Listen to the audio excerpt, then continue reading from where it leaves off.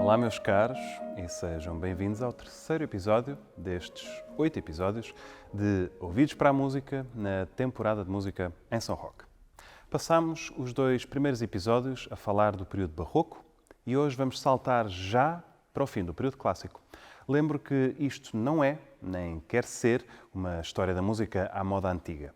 É sim um exercício livre do pensamento, no qual tenho o privilégio de poder escolher quais temas abordar. O objetivo é sairmos daqui com mais e melhores ideias para nos relacionarmos com a música e as artes no geral, nada mais. Portanto, estava a dizer, hoje damos o salto em direção ao fim do classicismo. Normalmente, a história faz-se em movimentos antagónicos, quando qualquer coisa sobe, a seguir desce. Um período de pouca liberdade, mais cedo ou mais tarde, dará lugar a um tempo livre. Também na história das artes é assim. A arte a ficar mais complexa, para depois se simplificar. O novo contra o velho, seja isso o que for. E do barroco para o clássico, de certa forma, o processo é assim mesmo. Na música, o barroco é o tempo do pensamento polifónico e harmónico, onde é uma ordem superior e teórica que dita os passos ao compositor. Já o classicismo é o tempo da melodia acompanhada, de ouvir uma coisa de cada vez e saboreá-la bem. A textura transparente e leve em vez da complexidade e do peso. A nível social, o período clássico também é o fim do chamado Antigo Regime e normalmente marca-se o ano de 1789 como o princípio do fim, com o estalar da Revolução Francesa que vem avisar que quem manda é o povo e que, se forem precisas medidas, serão tomadas medidas. Esta agitação vai continuar ao longo de todo o século XIX e do século XX, chegando mesmo aos nossos dias. Por outro lado, em 1789 também não era nada de novo. Na verdade, foi só a enésima revolução movida de baixo para cima do povo contra o poder.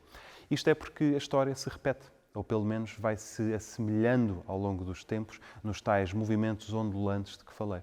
Para o bem ou para o mal, nada dura para sempre e, por isso, a humanidade acaba por se ver confrontada com os mesmos problemas uma e outra vez, problemas esses que não são mais do que o reflexo da própria natureza humana face às circunstâncias do seu tempo.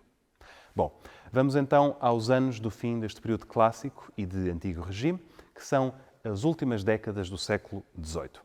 Temos um compositor, Beethoven, que, nascendo em 1770, é a figura certa, no momento certo, para conduzir o fim de um regime, em sentido musical, e abrir as portas para o futuro. A nível social, Beethoven também era um homem de causas, um revolucionário, um espírito livre que acreditava que o seu talento lhe valia tanto ou mais, enquanto homem, do que títulos nobiliárquicos e estatuto social. Que eram valores absolutos, como o mérito, a camaradagem e a justiça que definiam a índole de cada ser humano e não a sua posição na pirâmide da sociedade. Beethoven foi tudo isso, mas também o foi enquanto artista, servindo-se da música para alavancar a novidade e o espírito que havia de vir. Uma figura que temos de conhecer, para melhor entender Beethoven, é Haydn. Joseph Haydn, nascido 40 anos antes, é um homem do outro tempo, que viveu, atravessou e ajudou a codificar o classicismo. Haydn é um compositor que conquistou a pulso uma posição na sociedade, um homem que sempre trabalhou por conta de um patrão, que foi assalariado em casa de príncipes e cujo salário constava na folha de serviços ao lado de jardineiros e cocheiros. Haydn nunca foi um aventureiro e é nesse sentido que representa a sociedade do século XVIII. Já Beethoven, por antítese juvenil, representa precisamente o contrário disso tudo, uma fuga desses valores. Um exemplo dos tais movimentos de ondulação ao longo da história de que falei. No entanto, o Beethoven tinha de aprender com alguém.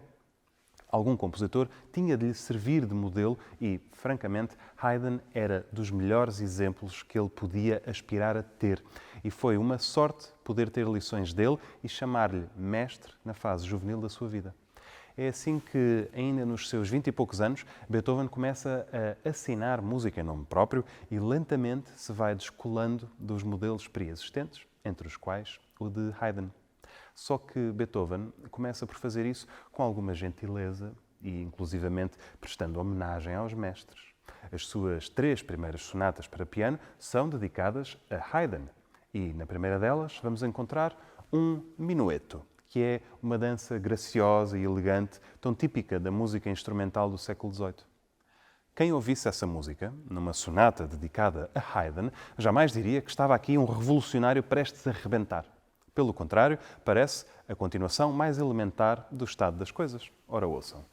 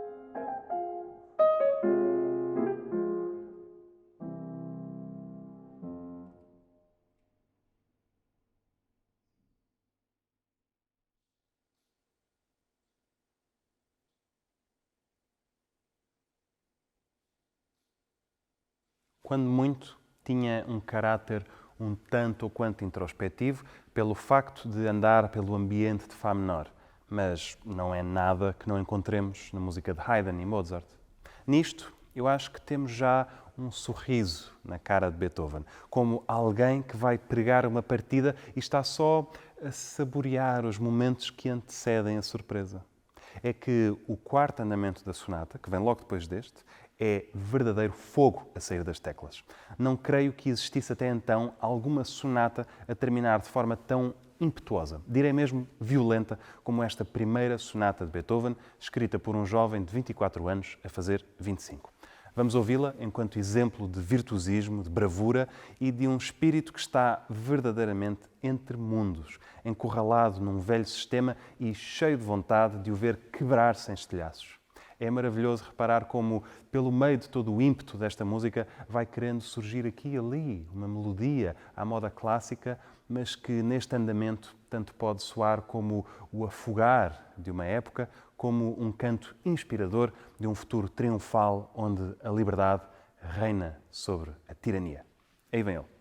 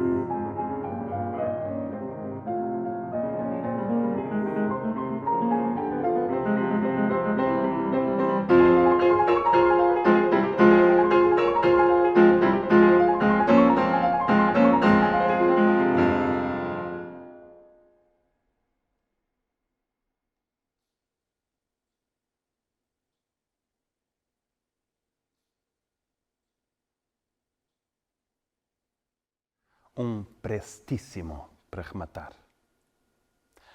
Sem concessões, sem vénias ou perucas, aí o temos, Ludwig van Beethoven, uma fera a mostrar as suas garras logo no começo da sua vida criativa.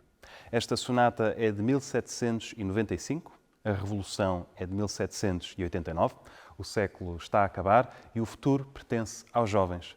Beethoven sabia disso tudo e não teve medo em se assumir enquanto timoneiro da Revolução Musical, que cumpriu, apesar da surdez que o empurrou para uma vida de ostracismo social.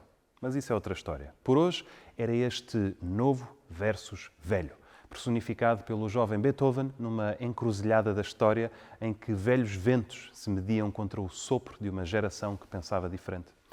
Como sempre, foi um prazer estar aqui e até ao próximo episódio.